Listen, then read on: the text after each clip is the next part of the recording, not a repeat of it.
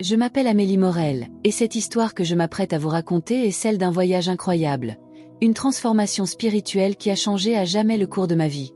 Mais avant d'en arriver là, il faut remonter à mes premières années, à une enfance bien différente de celle des autres enfants.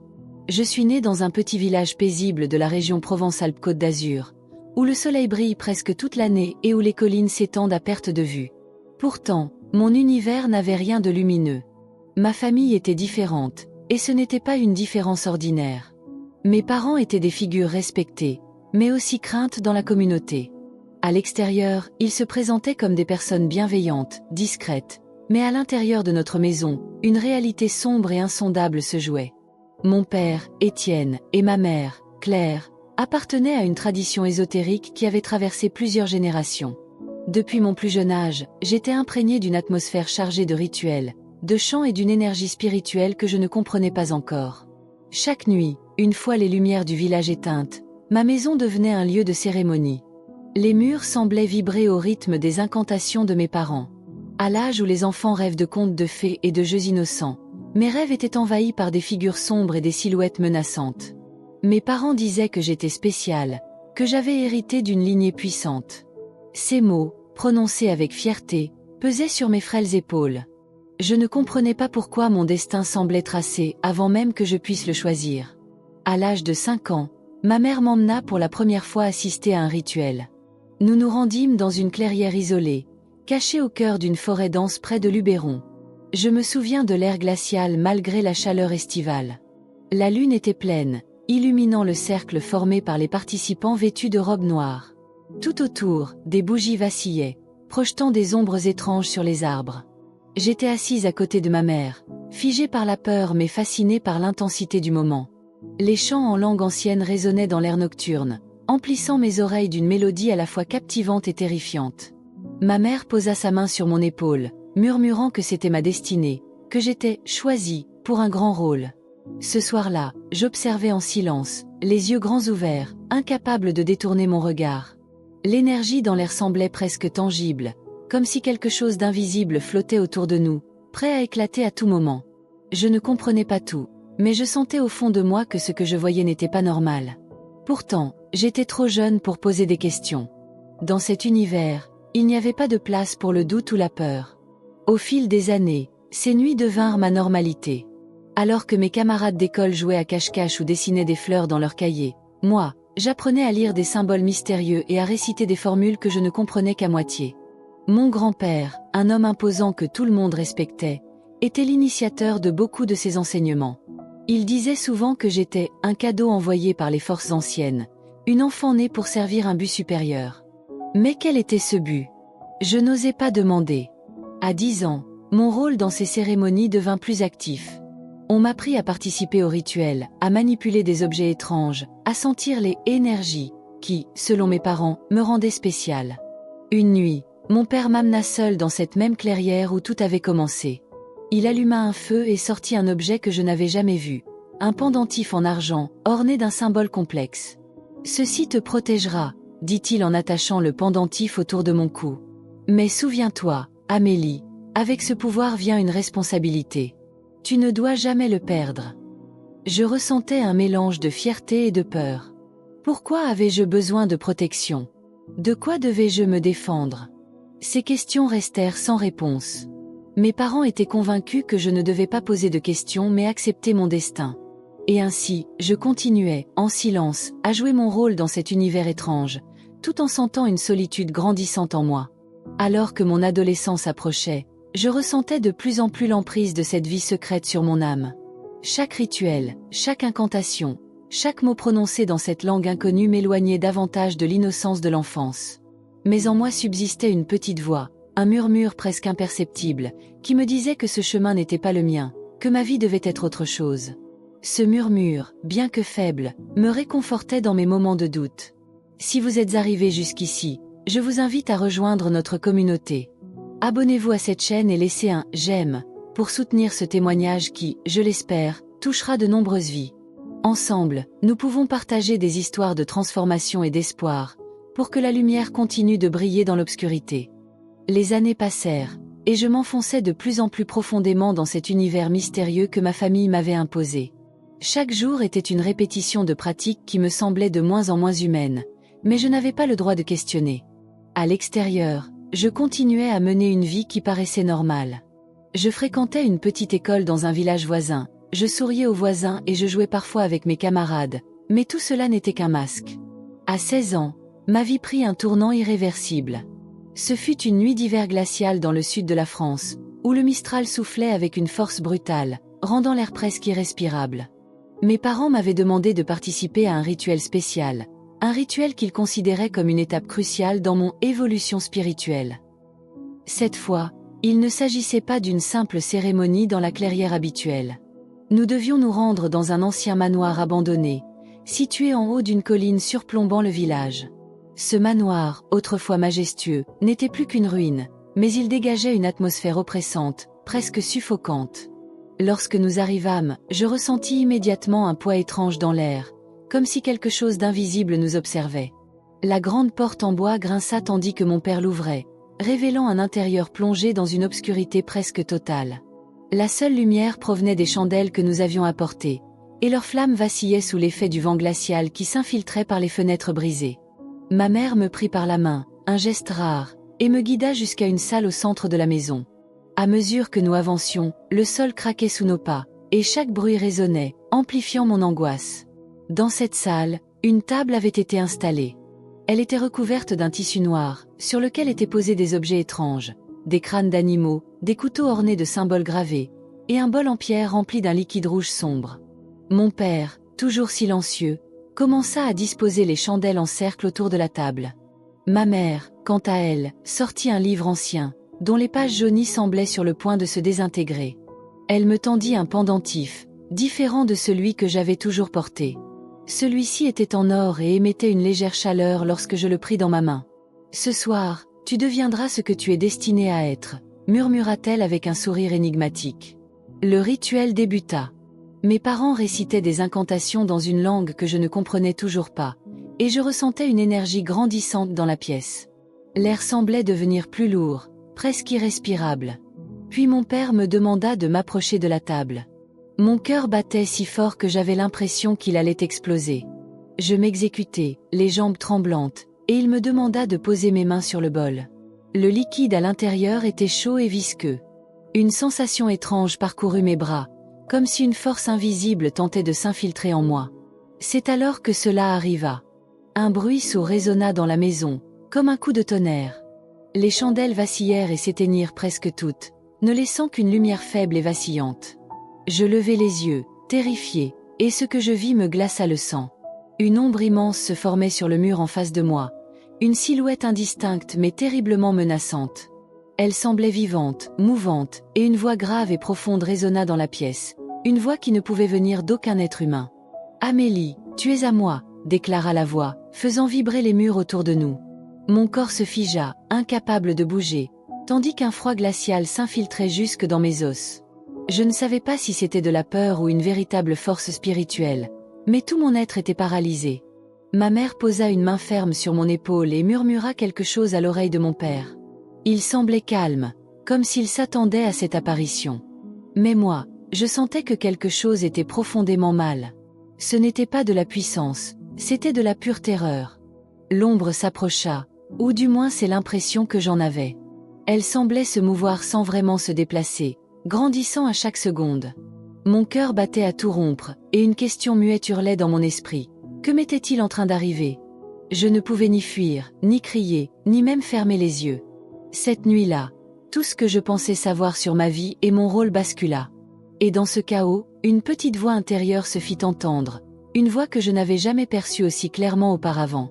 À ce moment précis, je savais que rien ne serait plus jamais comme avant. Les jours qui suivirent ce rituel restèrent gravés dans ma mémoire comme un tournant irréversible. Chaque nuit, le souvenir de cette ombre, de cette voix et de cette sensation glaciale me hantait. Je ne pouvais plus fermer les yeux sans revivre cet instant. L'obscurité de cette salle semblait m'avoir suivi, s'infiltrant dans chaque recoin de mon esprit.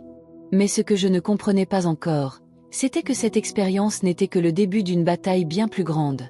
Les ombres me poursuivaient, littéralement et métaphoriquement. Parfois, alors que je marchais seule dans les rues du village, je sentais une présence derrière moi.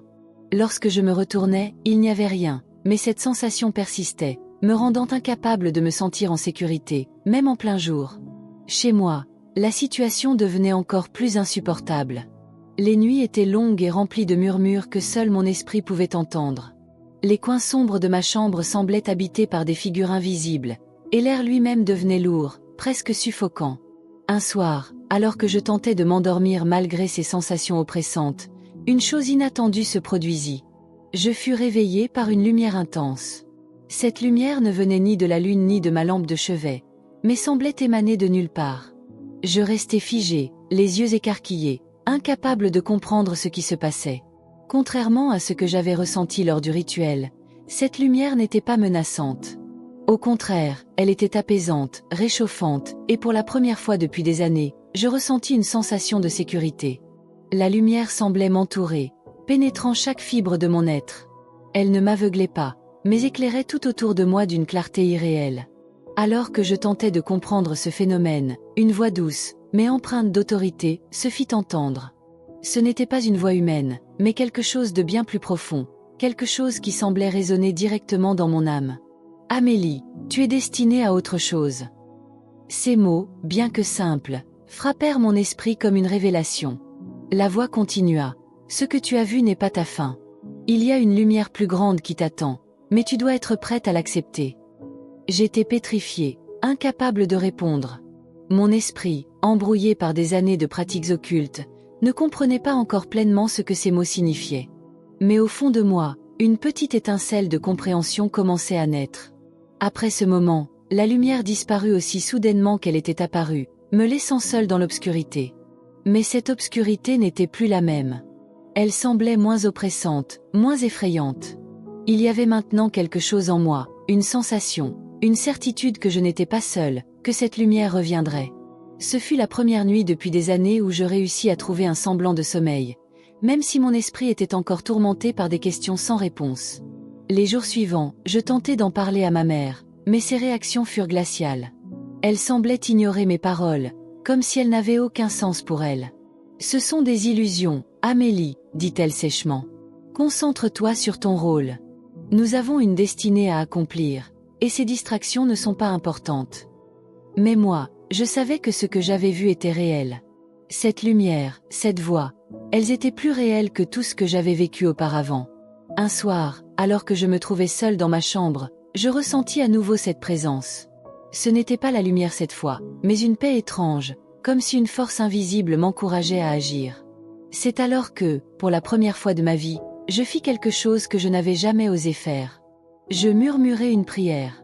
Elle était maladroite, hésitante, mais sincère. « Si cette lumière est réelle, si tu es réel, aide-moi à comprendre. » Cette prière, bien que courte, marqua le début d'un changement subtil mais profond. Les jours qui suivirent furent marqués par une série d'événements inexplicables. Des situations qui semblaient désespérées se résolvaient miraculeusement, des personnes que je n'avais pas vues depuis des années réapparaissaient avec des messages d'encouragement. Et surtout, ce poids constant que je ressentais dans ma poitrine commençait à s'alléger, même si je ne comprenais toujours pas pourquoi. Mais avec ce changement vint aussi une intensification de l'opposition. Les rituels auxquels mes parents m'obligeaient à participer devinrent plus sombres, plus intenses. C'était comme si quelque chose, ou quelqu'un, ressentait que je commençais à m'éloigner de cette voie obscure et faisait tout pour m'y retenir. Les ombres étaient plus présentes que jamais, et cette voix grave, que j'avais entendue dans le manoir, revenait parfois dans mes rêves, me rappelant que je lui appartenais. Cependant, malgré cette opposition, cette lumière intérieure continuait de grandir. Et un soir, alors que je pensais être seule, une décision se forma dans mon esprit. Je savais que je ne pouvais plus continuer ainsi, que cette vie n'était pas celle que je voulais. Mais comment fuir un monde qui m'avait enfermée depuis ma naissance? Comment briser les chaînes invisibles qui me retenaient dans l'obscurité?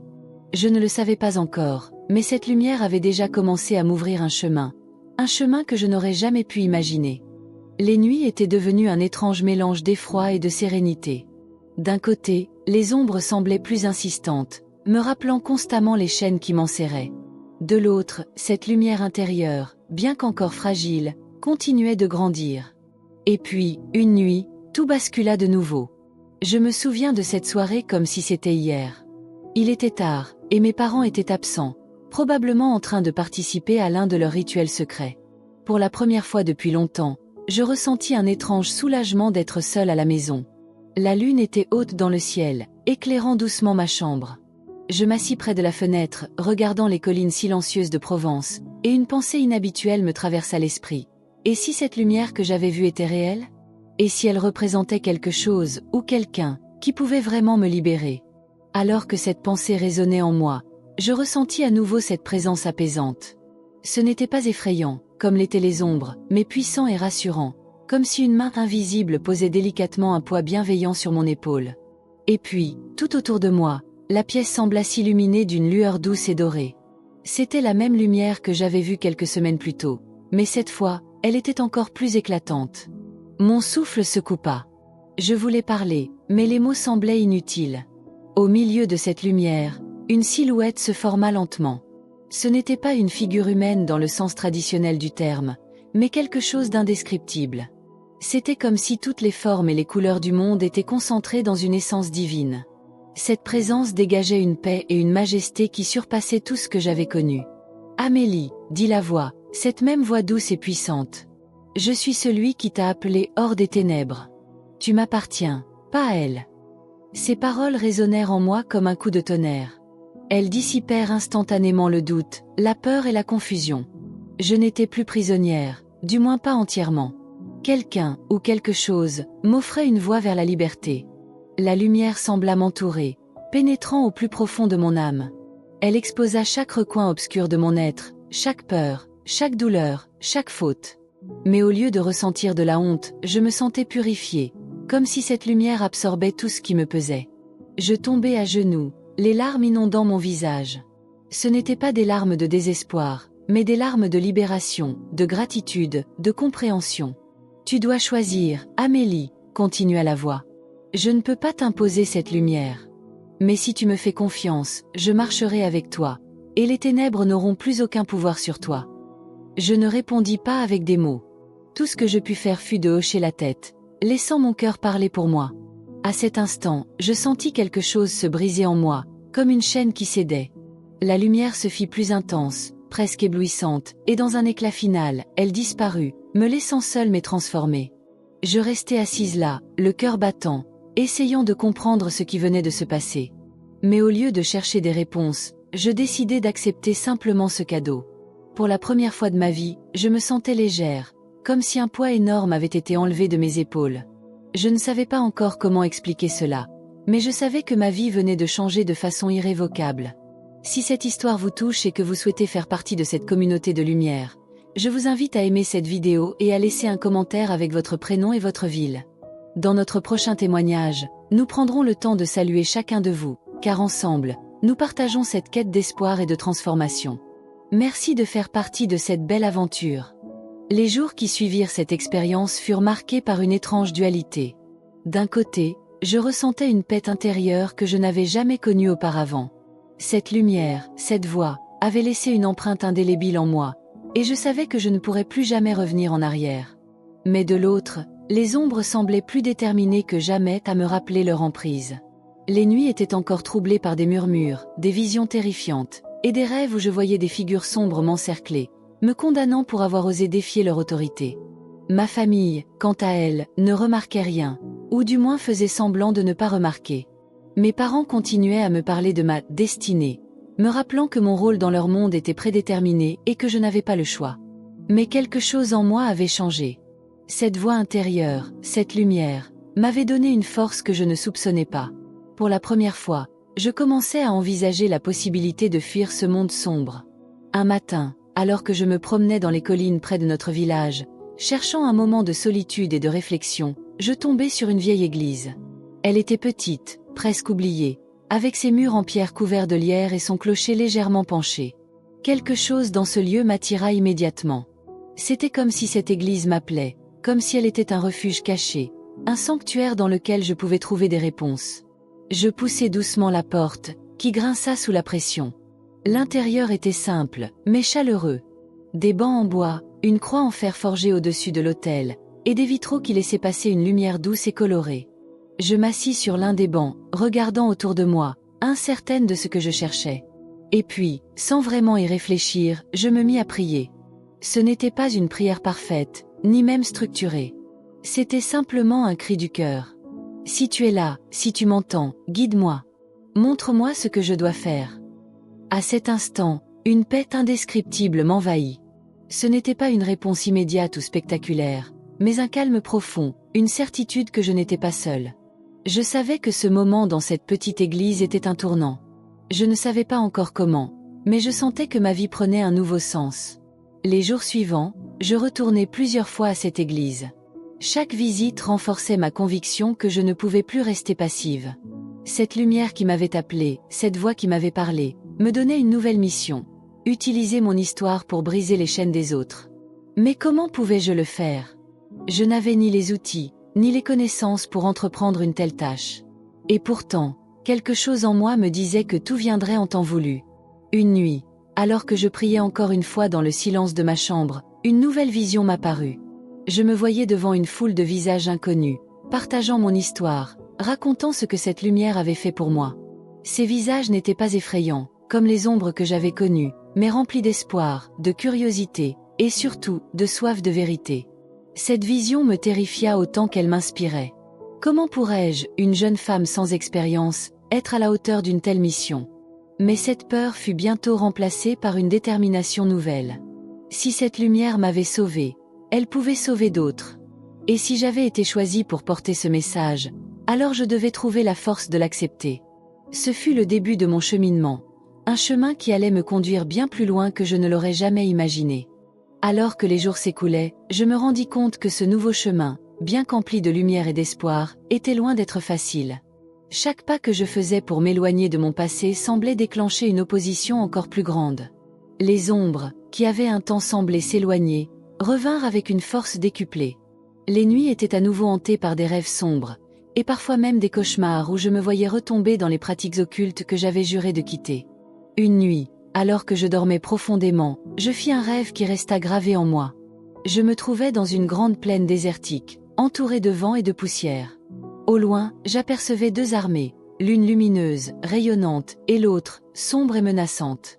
Les deux semblaient se préparer à une confrontation, et à ma grande surprise, je me trouvais au milieu de ce champ de bataille, comme un témoin impuissant.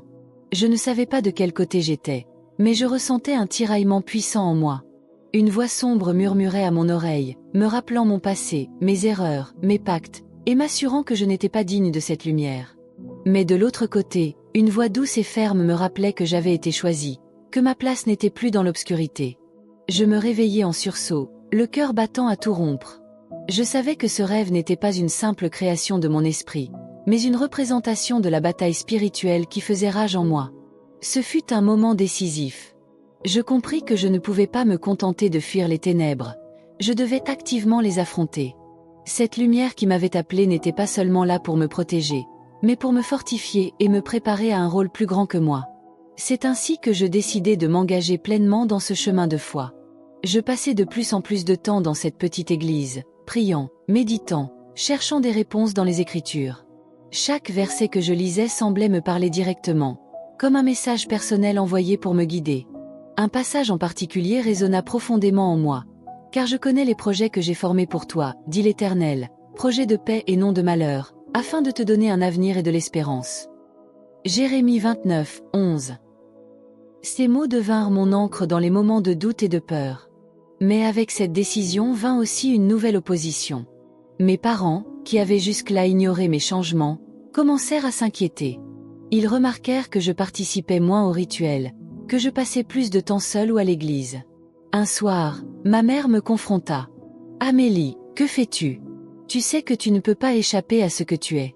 Tu as une responsabilité envers notre lignée, envers les forces qui t'ont bénie. » Ces paroles étaient dures, mais je voyais dans ses yeux une peur qu'elle tentait de cacher.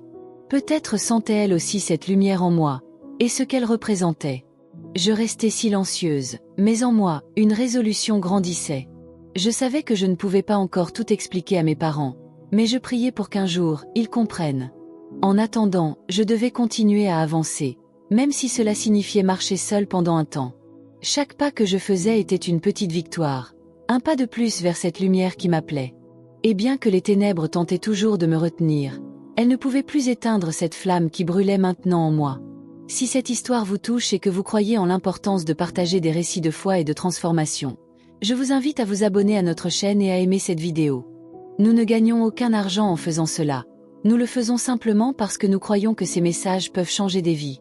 Votre soutien, par un like ou une inscription, serait d'une grande aide pour nous permettre de continuer à partager ces histoires avec notre belle communauté. Merci d'être avec nous dans ce voyage.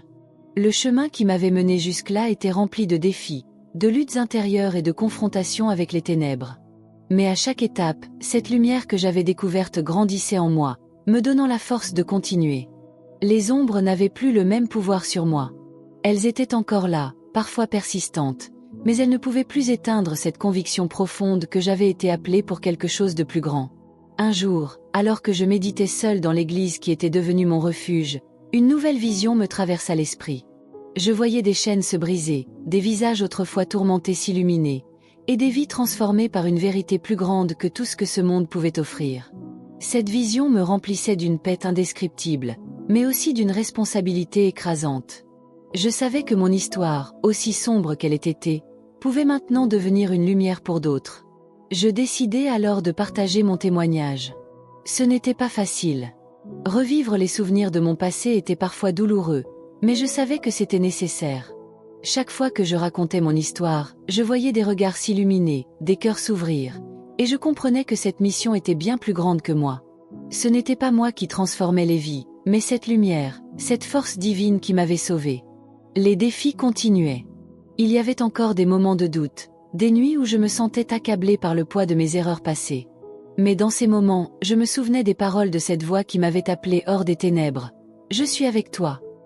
Ces mots étaient devenus mon ancre, ma force, ma raison de continuer. Aujourd'hui, ma vie est un témoignage vivant de ce que signifie être libéré des chaînes invisibles.